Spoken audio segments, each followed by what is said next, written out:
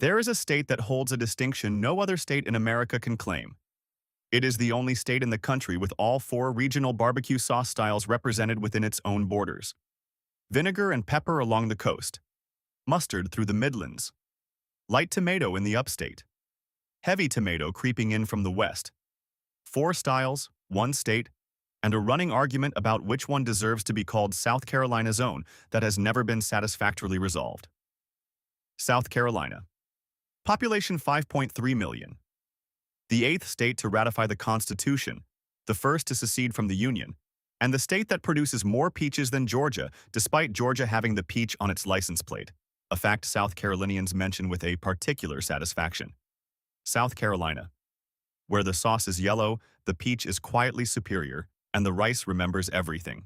Starting in the 1730s and continuing into the 1750s, the British colonial government of South Carolina actively recruited thousands of German families, offering to pay their ocean passage and grant them land along the Santee, Congaree, Broad, and Saluda rivers running through the center of the state.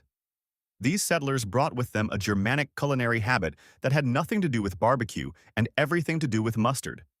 In German cooking, smoked meats and mustard were natural companions, paired at the table the way vinegar and pepper were paired along the Carolina coast. The exact moment those two traditions, German mustard and Carolina whole hog pork, collided into a single sauce is not documented in any formal record. What the evidence suggests most strongly is that it happened in rural Orangeburg County, sometime around the early 1930s, between a farmer named Joseph James Big Joe Bessinger and his friend from the Sweatman family. In a 2012 Southern Foodways Alliance audio interview, David Bessinger described what his father had told him directly. The sauce was invented by Old Man Sweatman and my grandfather. They both were friends, and so they both worked on this thing together. My dad told me when he was around 10 years old, he saw them doing something, and he asked him what they were doing, and they were working on the barbecue sauce recipe. Big Joe Bessinger opened the Holly Hill Cafe in 1939, selling his mustard-based sauce alongside whole hogs cooked over hickory.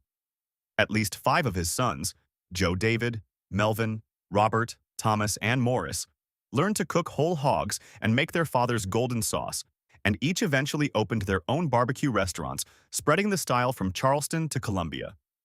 The sauce itself is yellow mustard as a base, cut with apple cider vinegar, sweetened slightly with sugar or honey, and spiced with black pepper and cayenne. Tangy, bright, almost aggressively unlike the thick tomato sauces most of the country associates with barbecue. The whole hog tradition in South Carolina traces its roots deeper than any sauce, back through the colonial period, to the indigenous peoples of the Carolina Low Country, whose barbacoa technique English settlers encountered and adopted in the 17th century, and to the West African enslaved people whose labor and knowledge built the barbecue pits that planters hosted their political gatherings around. The earliest recorded descriptions of South Carolina barbecue gatherings, from colonial-era accounts, describe wealthy planter-class events where whole animals were cooked over pits for community celebrations.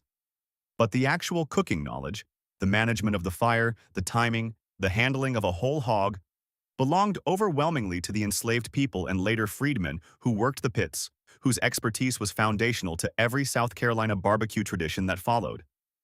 Scott's Bar B. Quay in Hemingway, operated by the Scott family for generations, cooks whole hogs over hardwood the traditional way, earning recognition from the James Beard Foundation and from food writers who have made dedicated pilgrimages to Williamsburg County specifically for the vinegar-based whole hog tradition that the Scottish-descended families of the PD region maintained separately from the German-influenced mustard belt to the west.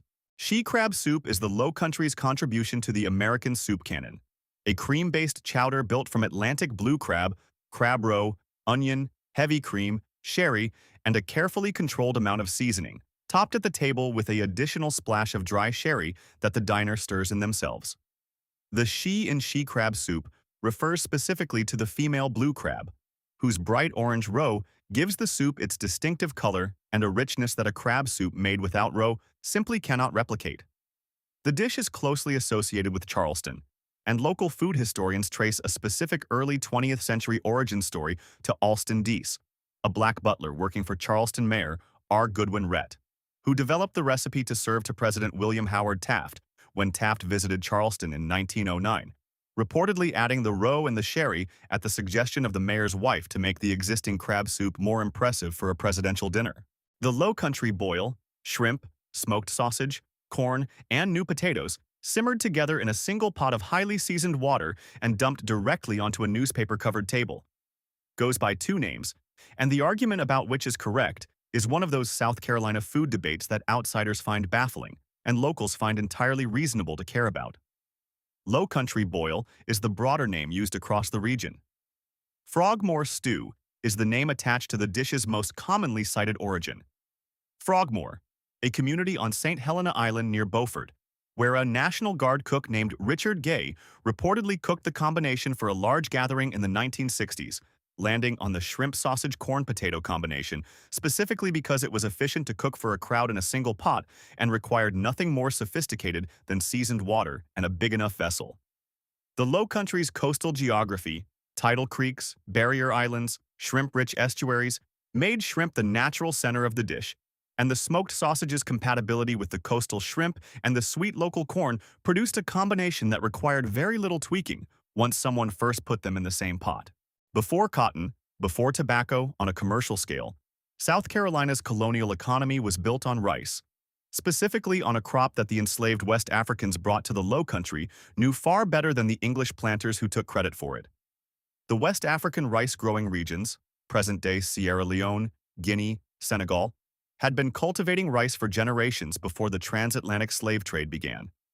When Carolina planters discovered that the coastal Low Country's tidal flatlands could support rice cultivation, they began specifically selecting enslaved people from rice-growing regions of West Africa, paying premium prices because they understood that the knowledge of how to cultivate, harvest, process, and cook rice was encoded in those specific communities. The enslaved people built the tidal floodgates, cultivated the paddies, and introduced the hand-processing techniques that made Carolina rice the most prized variety in colonial America. Hoppin' John, black-eyed peas cooked with rice and pork, traditionally eaten on New Year's Day for good luck, is the most enduring single dish of that rice culture, eaten across the South Carolina Low Country on January 1st with a consistency that makes it less a food choice than a regional calendar obligation. The specific Carolina Gold rice variety, the heirloom grain that built the colonial economy, essentially disappeared from commercial production in the 20th century before chefs and food historians in Charleston began working to revive it in the 1990s and 2000s. Georgia calls itself the Peach State. South Carolina quietly grows more peaches than Georgia, a fact the state's agriculture department confirms without fanfare, and South Carolina peach farmers will mention if you ask, and sometimes if you don't. The Midlands region around Ridge Spring, Johnston, and Saluda produces peaches in quantities that make South Carolina consistently the second largest peach-producing state in the country, behind only California, and frequently ahead of Georgia in actual tonnage. The same sandy, well-drained soil that runs through the Midlands turns out to suit peach cultivation exceptionally well, and the long growing season allows South Carolina peaches to ripen more slowly and develop more concentrated flavor than peaches grown in cooler climates with shorter windows. South Carolina's peach season runs from May through September, longer than most peach-producing regions, and the roadside stand culture along the state's rural highways operates on a schedule that serious peach buyers track the way Palisade, Colorado buyers track the million-dollar wind, and the first ripe fruit of August. South Carolina lays as strong a claim as any state to the pimento cheese tradition that runs across the entire American South, and its version leans specifically toward sharp cheddar, Duke's mayonnaise, and enough diced pimento pepper to give the spread genuine color before any seasoning has been added. Pimento cheese appears at every South Carolina tailgate, every church potluck, every wedding reception held in a backyard during football season. It is the dip that appears before every other dip, the spread on the white bread triangle sandwiches at baby showers, the topping on a burger at the kind of restaurant that treats it as a serious menu choice rather than a novelty. Duke's mayonnaise, created in Greenville, South Carolina in 1917 by a woman named Eugenia Duke, who started selling sandwiches to soldiers at a World War I training camp, is the binding agent that South Carolina kitchens require, the no-sugar mayo, whose specific tang distinguishes a South Carolina pimento cheese from anything made with Hellmann's or store brand. Benny wafers are a Charleston specialty so specific that their primary ingredient, sesame seeds, called benny, in the West African Yoruba language, carries a piece of the same West African cultural survival story as the Carolina rice tradition. Sesame seeds were brought to South Carolina by enslaved West Africans who believed Benny seeds carried good luck and who cultivated small plots of the plants near their quarters.